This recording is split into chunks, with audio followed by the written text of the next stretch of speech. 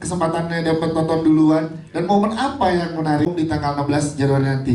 Boleh diceritakan ke Mas Fedi, mungkin pertanyaan pertama ini dari jauh nih saya ngeliat, saya nggak setuju karena memang kalau ada yang belum ikhlas diikhlaskan dulu karena kasihan kan pasangan barunya.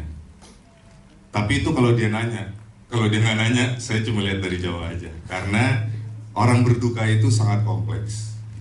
Jangan berharap mereka untuk bisa rasional sih, segitu kompleksnya berduka ya. Jadi waktu saya baca skenario-nya pertama kali pun saya susah untuk bisa memahami kenapa Arman segitu susahnya untuk move on. Makanya kan saya sampai konseling ke psikolog supaya saya bisa mengerti lah kenapa Arman seperti itu. Nah makanya begitu saya paham, baru mulai percaya diri untuk bisa memerankannya. Tapi ya itu balik, kalau misalnya melihat Arman, saya sih nggak setuju. Memang ikhlas itu nggak bisa dipercepat, nggak bisa dipaksa. Jadi disitulah kenapa saya bisa ngerti.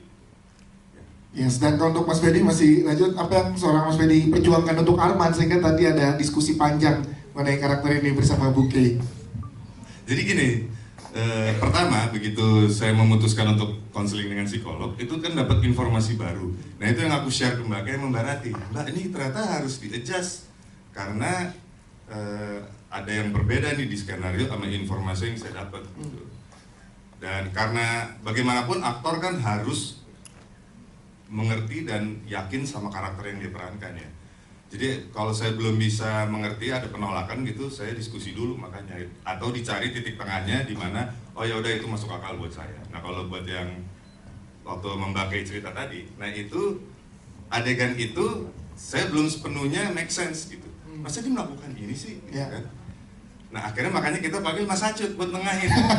Dan ternyata Mas Acut di pihak Mbak Kay. 21 nih. Kalah suara gua. Ini gimana nih? Dan kelihatan nih kru-kru udah mulai yang aduh gitu kan. Dan itu memang nggak baik sebenarnya, nggak etis. Jadi saya mohon maaf sekali kepada teman-teman kru saat itu membuat mereka menunggu. Idealnya kan memang begitu di set, Ya. kita semua udah jelas mau ngapain gitu. Tapi memang karena waktu juga. Nah akhirnya karena ternyata Mas Acut di pihak Mbak Kay, langsung saya melipir sendiri, oke ini harus ketemu jalan tengahnya, kalau nggak kita nggak take gitu kan.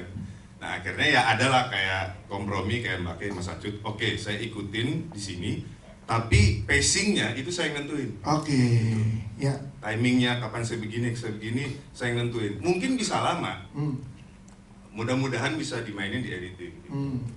Nah sama juga kayak Mbak Rati, lebih ke dialog waktu itu. Iya. Mbak ini dialognya kok saya nggak serk ya atau gimana? Karena saya tipe yang memang diksi itu penting sih, Iya. dan berubah diksi juga berubah arti buat saya gitu. Ya itu juga ada diskusinya karena ya itu di satu sisi memang penulis skenario atau sutradara punya visi, tapi aktor pun juga harus menemukan titik masuk akalnya di mana.